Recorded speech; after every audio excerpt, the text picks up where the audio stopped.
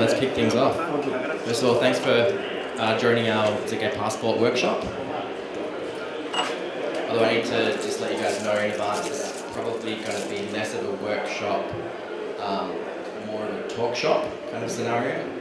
But there'll be time for questions at the end, so, or if you have a really compelling question and you want to ask it, please go ahead. It can be pretty free-form in that way. So I'm Micheal, and this is my co-founder Karli, and together we're building zkPassport. And what is zkPassport? It's a secure and private identity verification.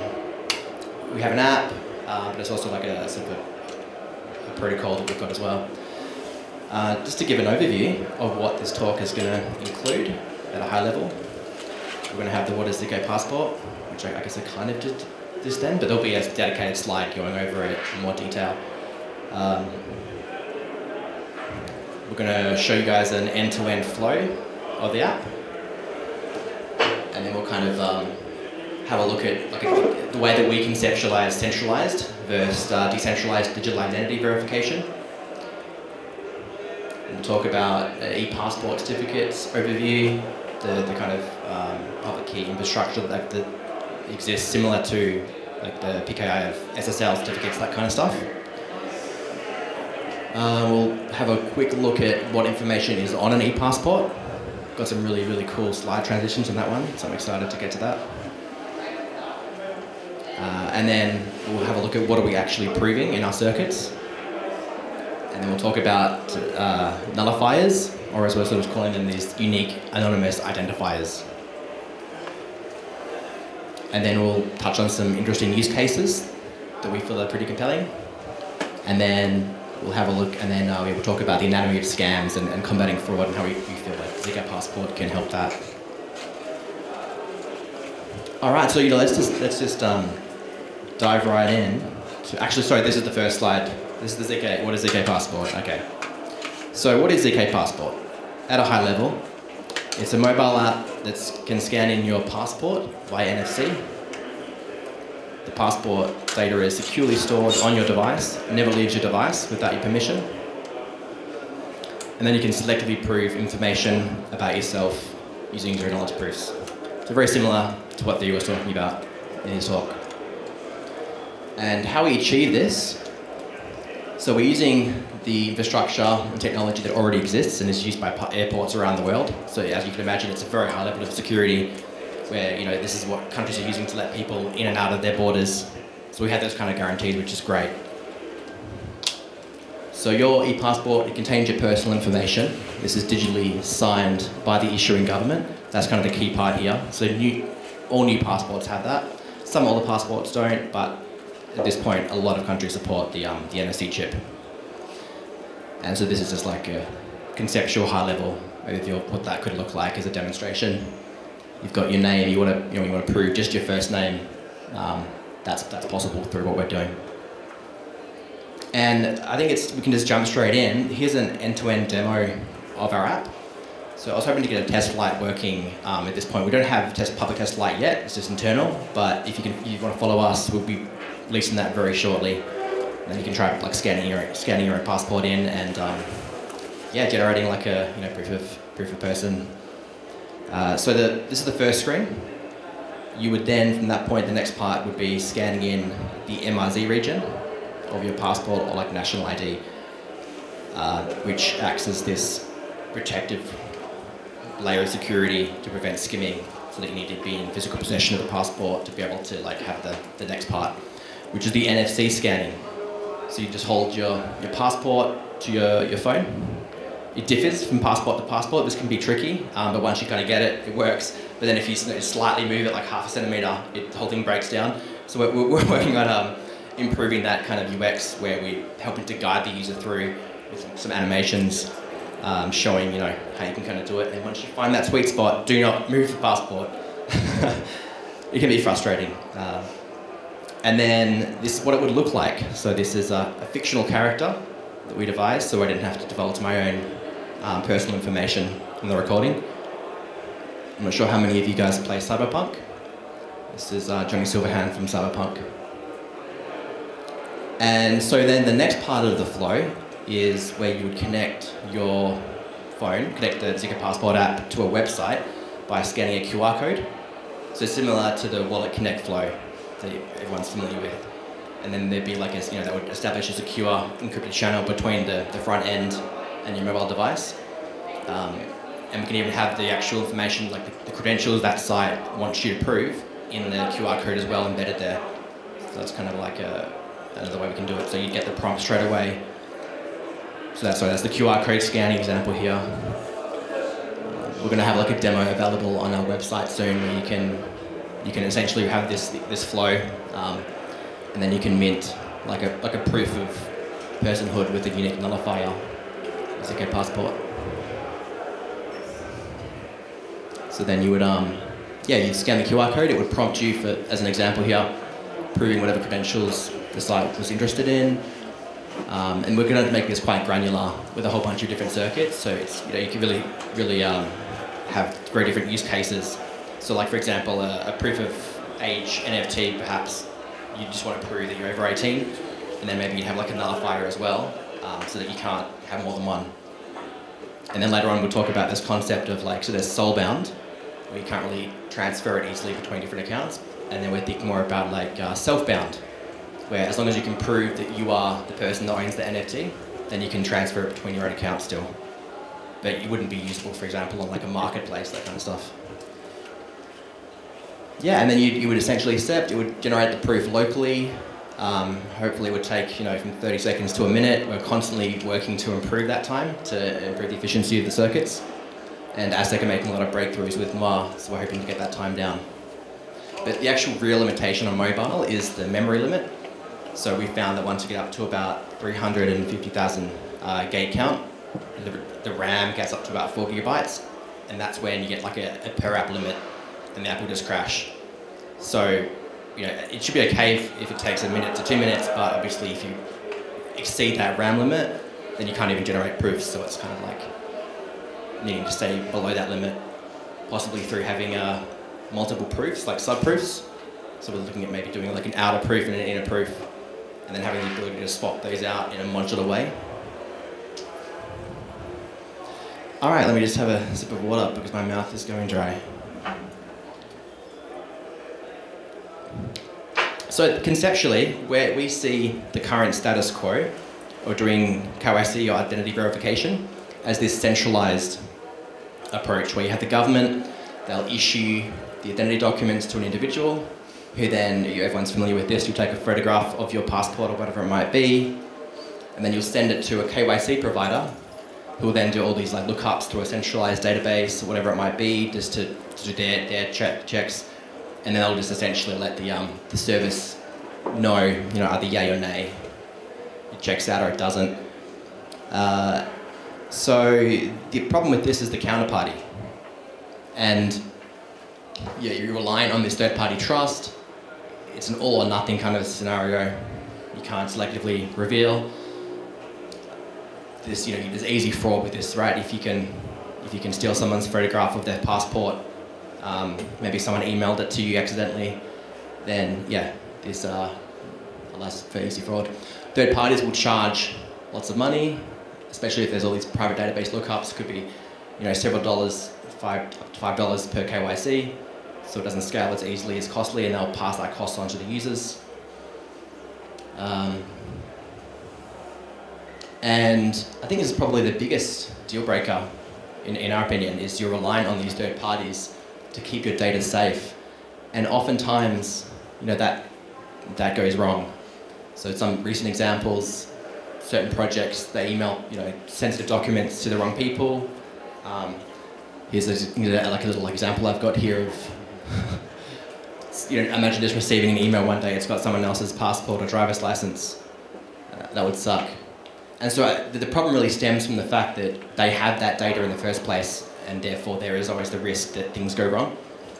And another upcoming kind of a concern here is, do you want to talk about this part, Karli? I will be covering that part in the end of the how to combat with frauds.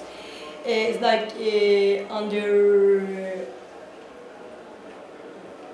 digital fraud. because nowadays AI can beat the market with fake IDs, so you cannot really differentiate that. It's like the real person, which is why I will be covering that part in the end of the talk, how to be mindful about not getting scammed, and also how zkPassport is addressing the problems of using IDs like digital and physical IDs to keep it safe in the real life, also in the digital life. So I will take Mick back. Great. And yeah, so with this, I'm not sure who's seen or heard about this OnlyFake service. Could I get a show of hands of anyone that's heard about this? Okay, cool. So one person. Okay, cool. So there's a service that's using generative AI to generate really authentic-looking passports. You can pay like $15 and put any information you want, and it'll generate driver's licenses or passports. In fact, the journalist that was writing up this article, they successfully KYC'd on an exchange. I think it was OKX, which is interesting. So, you know, in the future, you wouldn't even need to actually get someone's passport or IDs. You would just need to know the key details, right? Maybe their name, date of birth, and then you could find a photo from maybe their Twitter profile, generate, you know, fake data using that. So another reason why this kind of status quo now is not really feasible going forward, in our opinions. So we see the only real solution here as government-attested digital identity documents. And the good news is they're becoming more and more prevalent. We're seeing a lot more governments starting to support that. So this is the way that we conceptualize decentralized digital identity. More like distributed, but essentially the government issues the digitally signed credentials straight to the individual. That individual can then use that to generate zero knowledge proofs locally, ideally, and then submit that directly to the service. So this is end-to-end. You know, it's great. There's no intermediaries required. Secured by cryptography, not a photo. And you get the selective disclosure here. So instead of all or nothing, all through the magic of ZK, which we're familiar with. And it's zero cost, as long as it's off-chain. So, you know, we have the ability to do off-chain stuff too, right? It's not reliant on a blockchain. And we're kind of seeing this as like own your identity, right? It gives you the power to actually have that, you know, these documents and disclose it on your terms. And we're also kind of seeing this as like a digital identity for Web3, where, you know, a lot of these use cases. It's also very applicable for Web2, but it would be nice if this was the sort of the paradigm that was used. And this could be a bit of a contentious thing to think about, but it's, you know, who better to attest to your identity than the same entity that issued you your birth certificate, kind of recognizing you as a human being.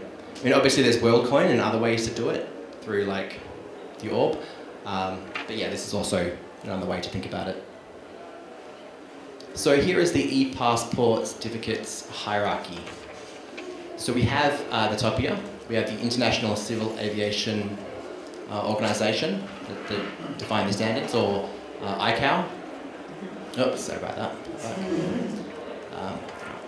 It's probably a bit more subtle, we'll go with that. So ICAO, they are the ones that collect all these country signing certificate authorities through like diplomatic channels.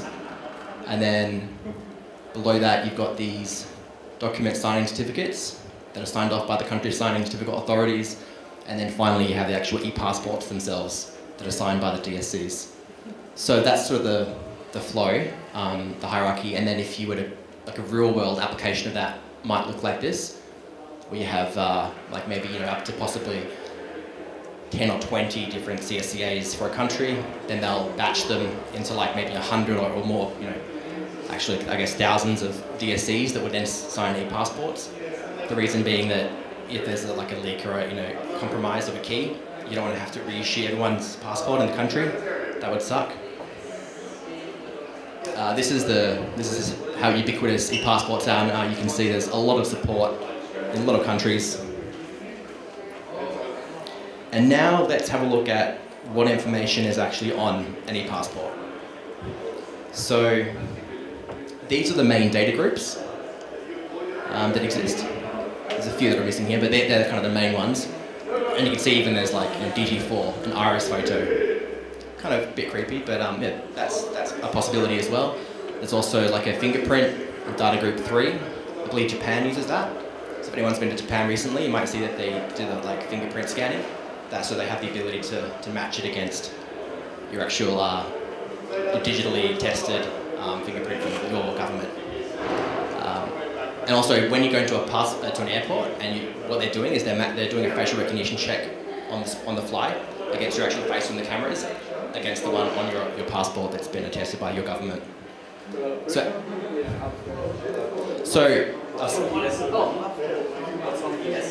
the SOD, secure data object. I don't know why they did it in that order, but that's what it stands for roughly. That's where the actual the signatures reside and the DSC certificate.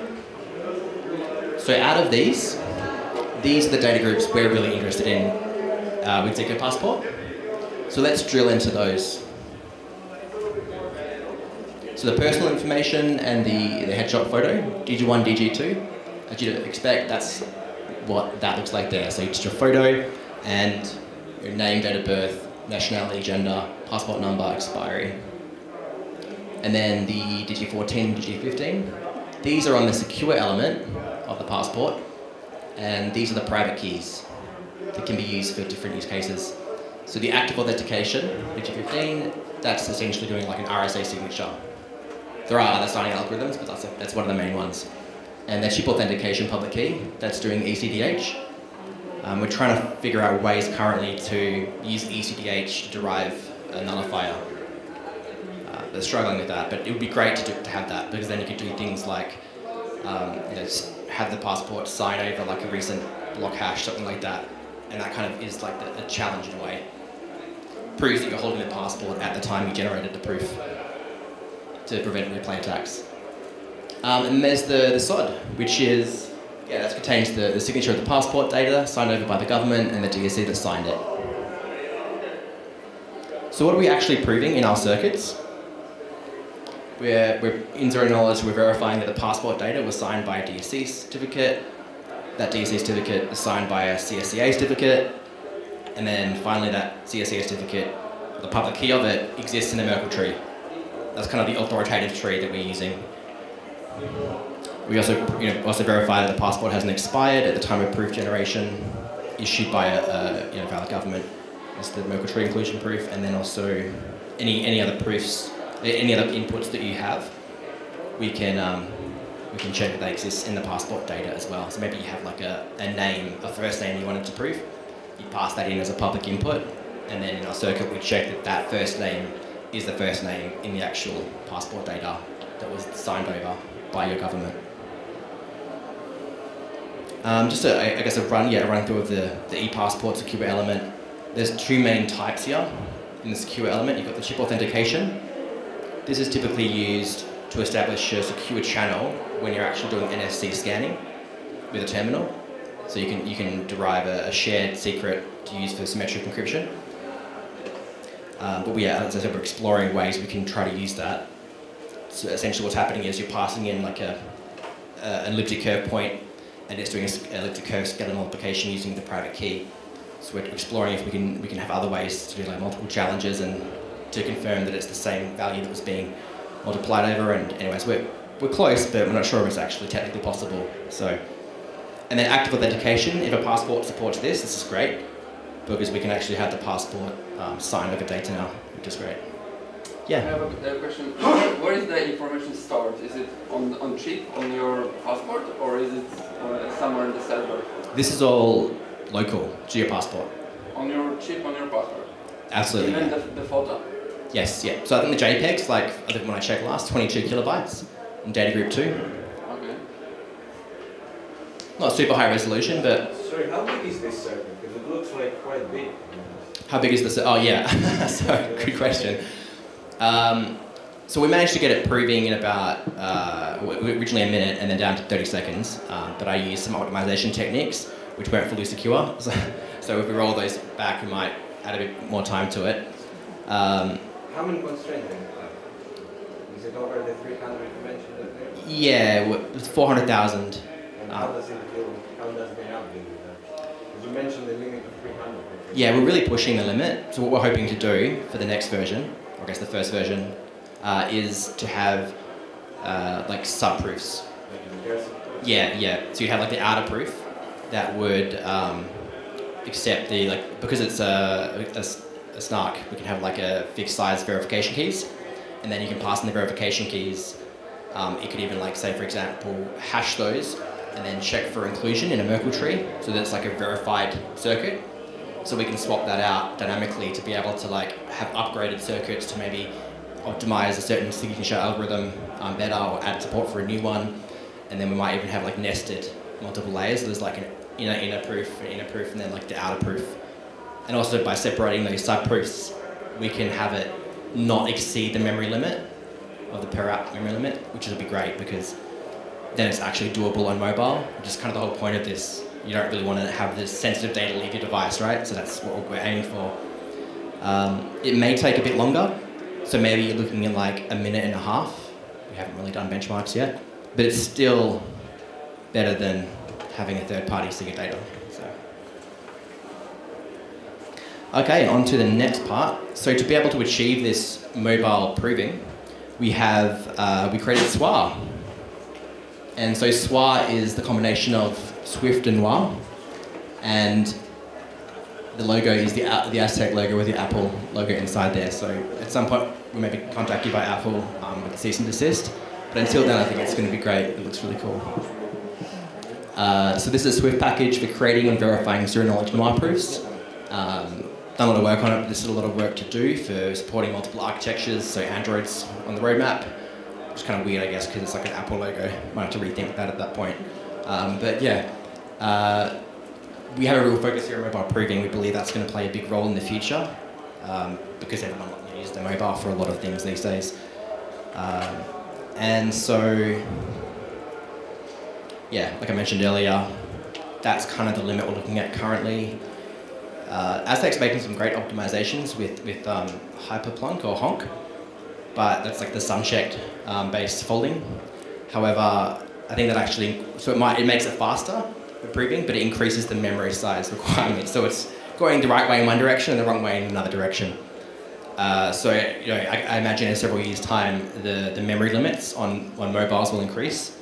So we kind of either have to wait for that or yeah, stay with like TurboPlonk.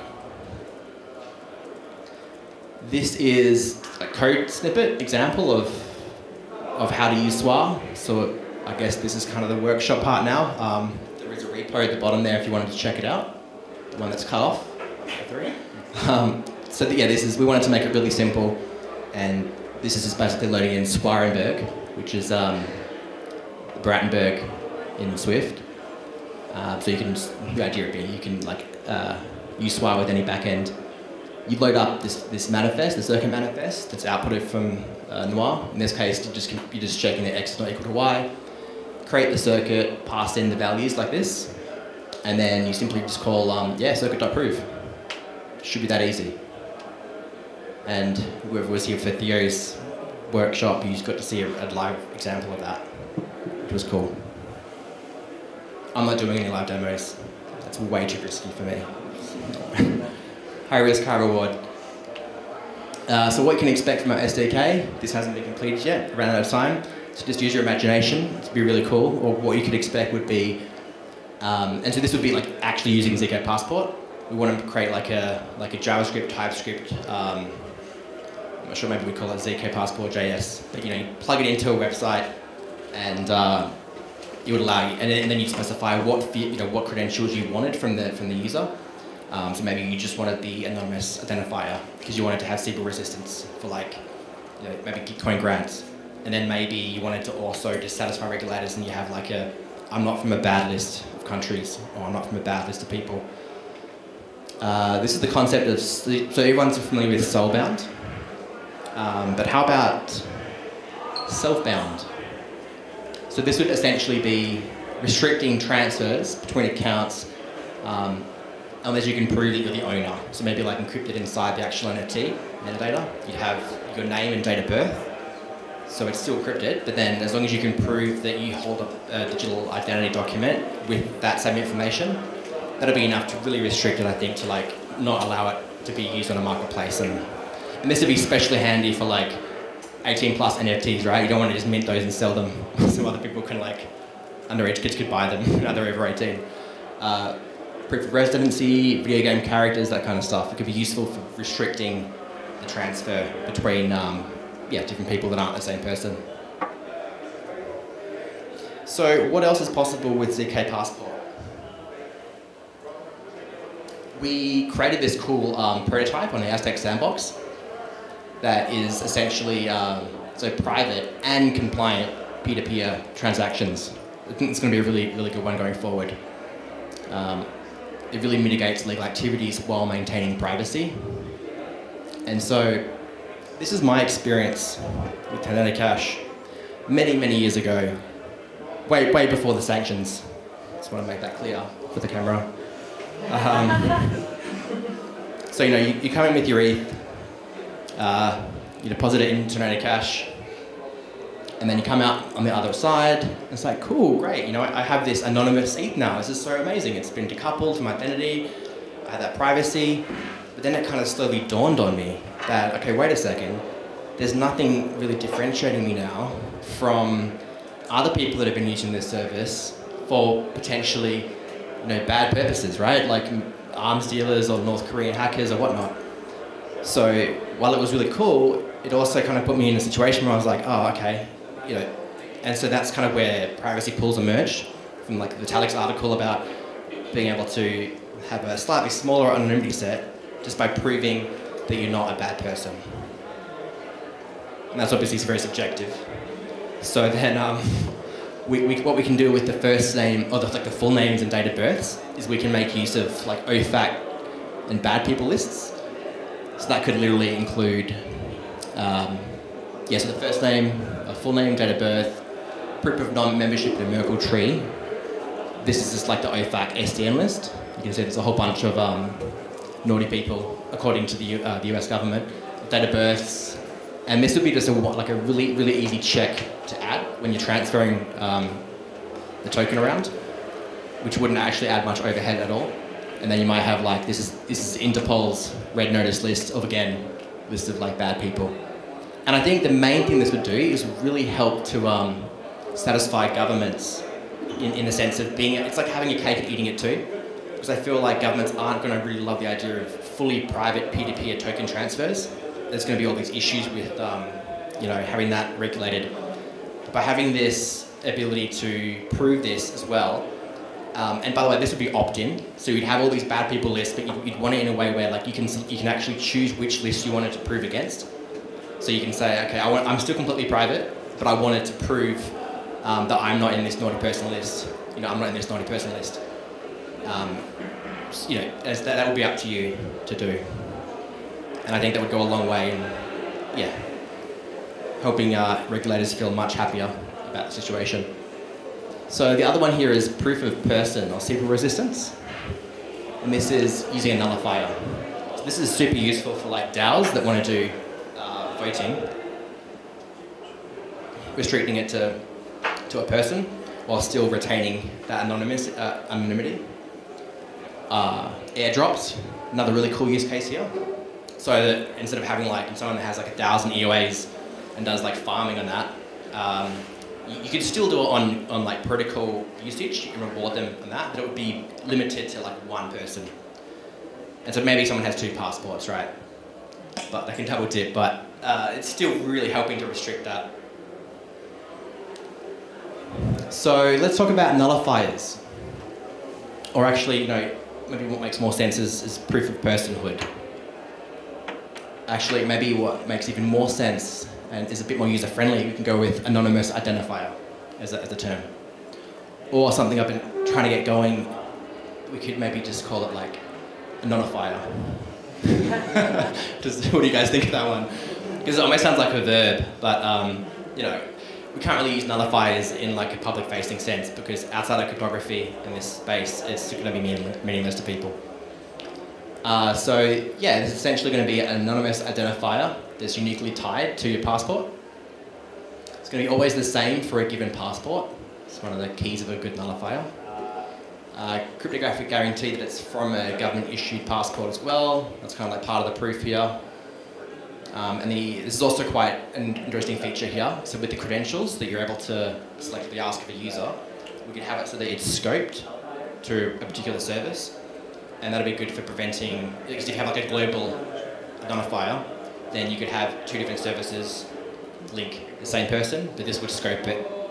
Instead of like a PDSM hash, you'd have like, it'd include like, you know, gitcoin : or whatever it might be as a prefix to scope that identifier. But again, it would be the same identifier for that service every time. And then also replay protection would be a great feature to have as well. And so we can achieve that through having the ePassport digitally sign over data, like a recent block hash or a challenge, or a random challenge from the service that's requesting it. So to be able to use active authentication, which is the RSA signing using the private key in the passport, we might just, the way that could work is we're just asking the passport to sign over data like, this is zkPassport, you know, this is zkPassport, and the hash of that resulting signature is essentially our nullifier. Or if it's a scope a nullifier, we'd have a prefix of that service. And again, yeah, the replay protection. So whether it's a recent block hash, something like that, or even a timestamp, that could be included as well. So there might be like a public input of a timestamp, and that's included in the replay protection. And then lastly, we have this social media account verification in KYC. Could also be a very interesting use case here. So KYC, we're still exploring, having calls with lawyers to figure out if that's going to satisfy government, you know, regulators' requirements. Is a zkPassport proof going to be okay instead of a photograph of a passport? And I mean, technically, it's much more secure, right, than a photo, but there's other things to consider there, and maybe the government doesn't understand it. So that's another whole journey of building this, like, you know, understanding. And then social media verification is kind of cool. So you're seeing this on services already, but you know, it'd be cool to have like, you could have like a badge saying, yeah, this name is verified by zkPassport, maybe an extension on email. I don't really see this happening realistically, but you could, in a way, you could have a header with zkPassport proof saying this is actually like the name of the sender from this email, as a way to prevent like spam and bots and whatnot. So recently I came across this from Meta, where you can like be verified with Meta. This is kind of when they copied Twitter or X. And they're essentially doing the same thing, but they're getting you to send a photo of your passport to them, and they pass the cost on to you. So that, I think, you know, maybe they're doing it manually or using OCR and some other techniques. But effectively it's the same thing, and that's how you get a little verified badge, and they say, yes, this is the same name on your government passport. This would all be automatic and zero cost if we use the end-to-end approach with proofs. It's literally your government attesting to your first name, last name, and then you can take that proof to even like a decentralized social network, right? Maybe Firecast or something like that. And I'm going to hand it over to Karli for Anatomy of Scams. Yes. Okay. So I will be talking about a bit how we get scammed in physical and digital. So the thing is, how many people got scammed here? Hopefully not many people. No? That's so nice. That's so nice. So we will be delving in how it's happened and how psychology behind the first thing first, oversharing personal finance information socially and even with friends. Like we tend to share lots of things about our personal life. I'm guilty of oversharing with friends. Yeah. So this thing this seems a bit innocent, but it is not. So people can know that you are having like a huge assets. So maybe other people know about that too. So this is very important thing to keep it yourself, not overshare, because like in socials you can say, oh, I had like 1,000 millions in my bank account, so you will be targeted, by the scammers. This is like for sure. So the second thing, like scammers also go for the people who's emotionally vulnerable to fraud. Like people get paranoia when they have enough, like more assets in their accounts, like in their like wallets. So they become obsessed, and some of them, not all of them. I'm speaking about like specific group of the people. So they are developing paranoia to overprotect their assets. So this leads them to do like a bit insensitive actions, which is why that we also make sure that we do care about that much. And the other thing is lack of crypto education. So people don't know, they are not enough educated about the tools they are using, and also like what they need to share, what they shouldn't share with the services. So I think all of the room agree with me too. We need more crypto education for the people that starting it, like using wallets, using the protocols, and using anything like related to bridge to Web 2 to Web 3. So people need more education in that part. Also in the ZK side, like maybe room is like more aware of how ZK works, but still we need to tell the rest of the world that ZK is the like best tool that we can protect our privacy, and also we can help government to comply with ourselves and comply with the rules. So it's like a win-win situation, and also it's like holy grail of both sides. So I will talk about a bit real cases. So you will see like terrible cases, but it's happened. So we will be talking about that. So this is one of the cases that addressing physical document fraud. So think that you have you always share your information on the socials, so people know that you have money.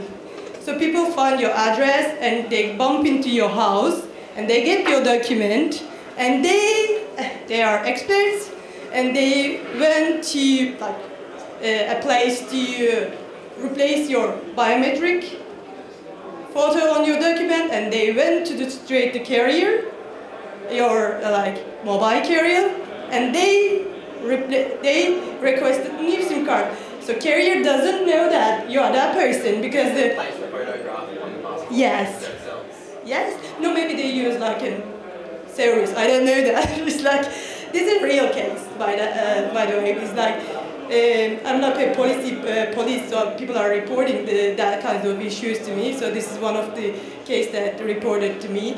So the thing is, carrier doesn't know that you are that person, so they can give SIM card to that person that like pretending to be you. Then they breach the 2FA, then all the assets being drained from the account. Actually, it's not a big exchange. This is a Binance example.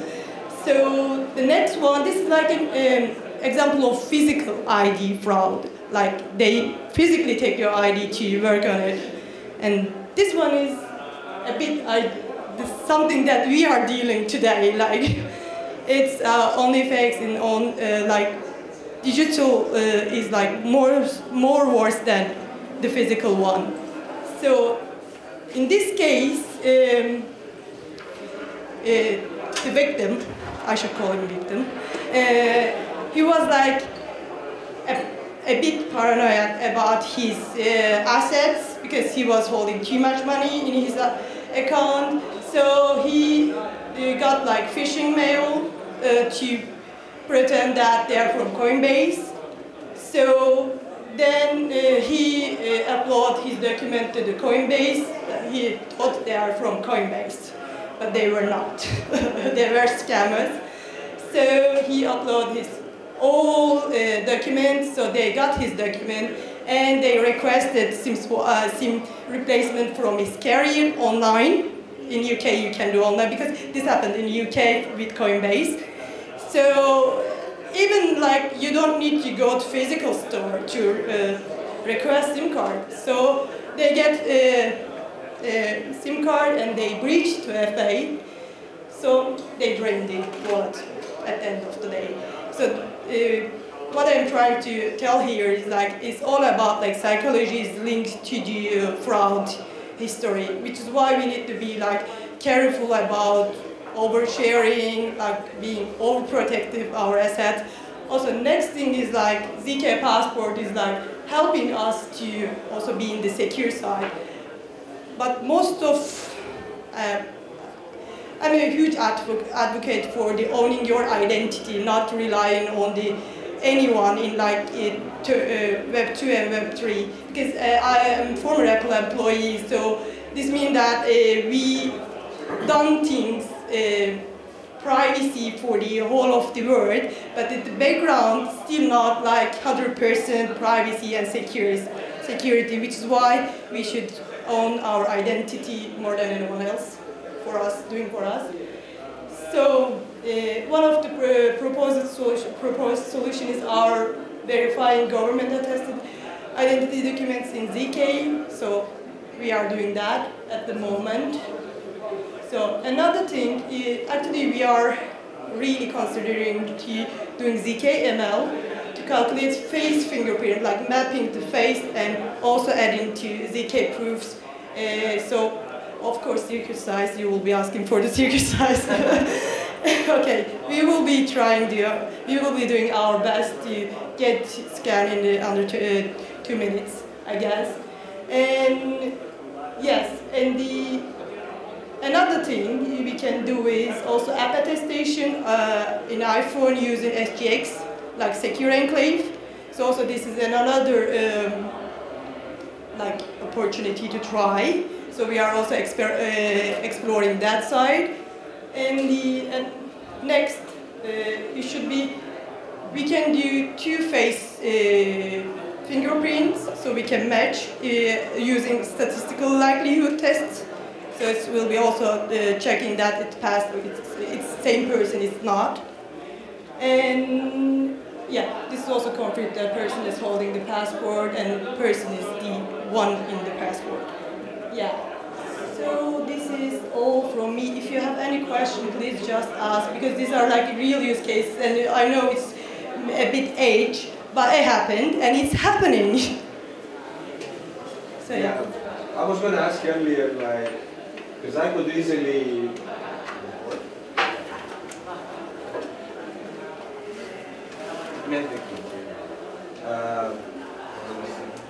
yeah, so earlier I was going to ask you, like, I could easily like take your passport, just scan it on my phone through the app, and I literally have it. So I assume this is at the point you register with the app, or is this the point where you create the proof for some service?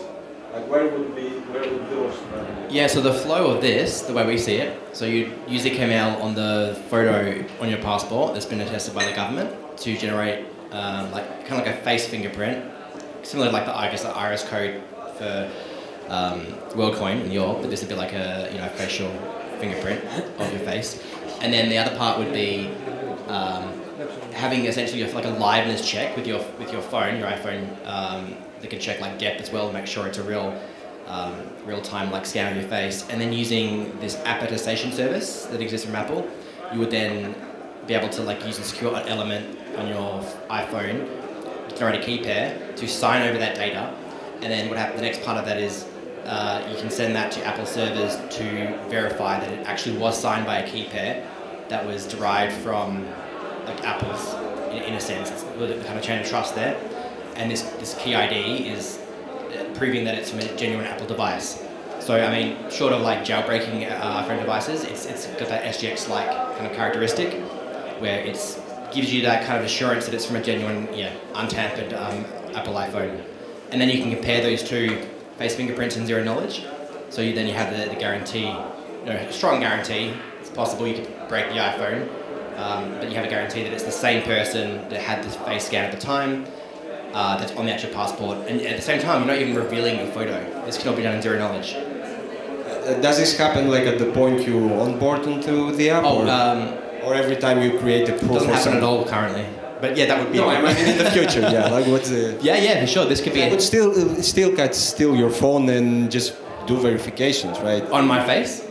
Well, yeah, hold me if down. it doesn't happen when you do the verify process, then you can still do that. So like if a service was requiring also you to have like an actual liveness check, then that'd be needed to be included in the proof for whatever their service. So like levels of security, right, based on whatever the service requested.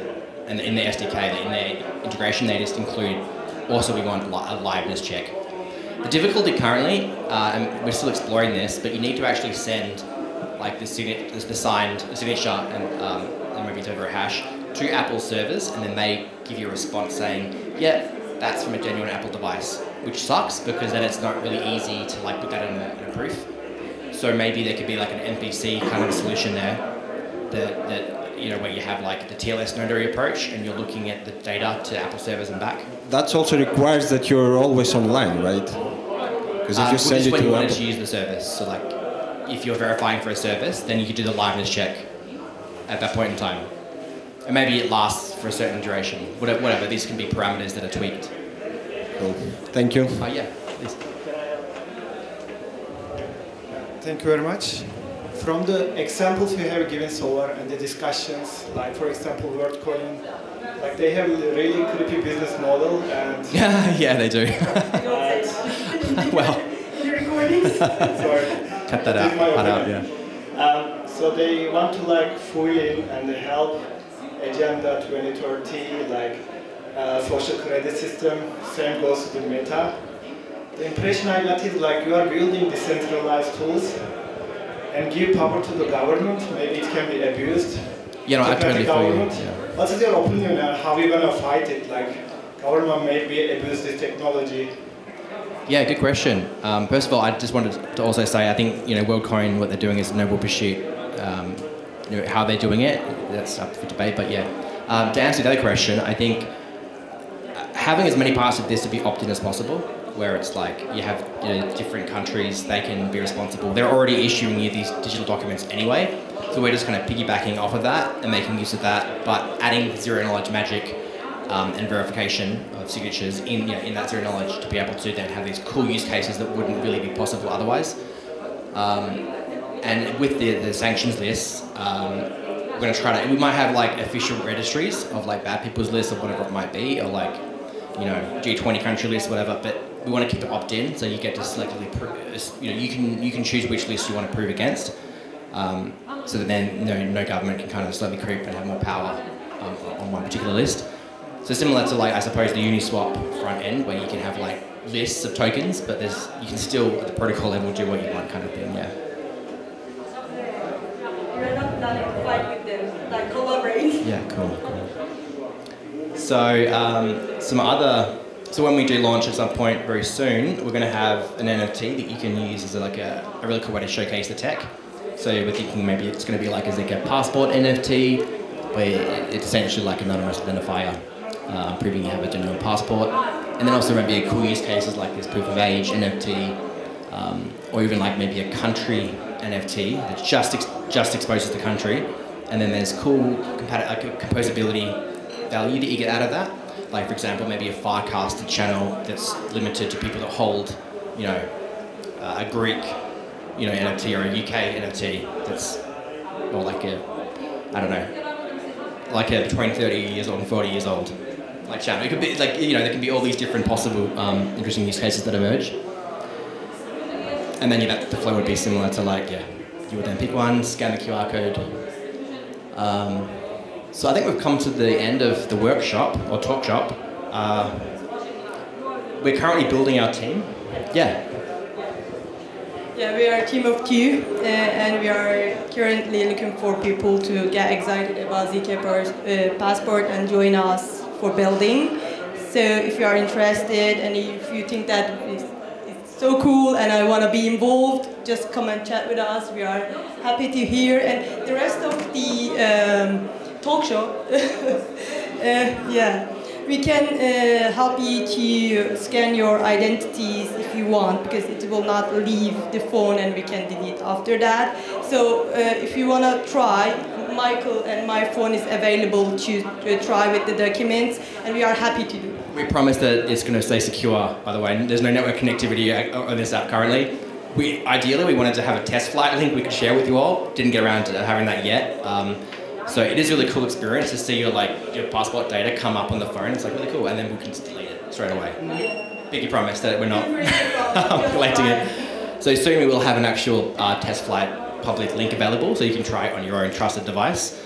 And also that's the correct email because I haven't set the careers one up yet. But yeah, also please feel free to come in and chat with us at this event and just talk about this stuff. Here's our X account. If you wanted to follow us when we do have the test flight available, we're aiming for next couple of months, which would be really cool. Yeah, we have, there's 5 minutes left, so any questions or an applause is great too. Hell yeah, okay, cool. Awesome. Thanks for attending, guys, I appreciate it. Come and say hi. Cheers.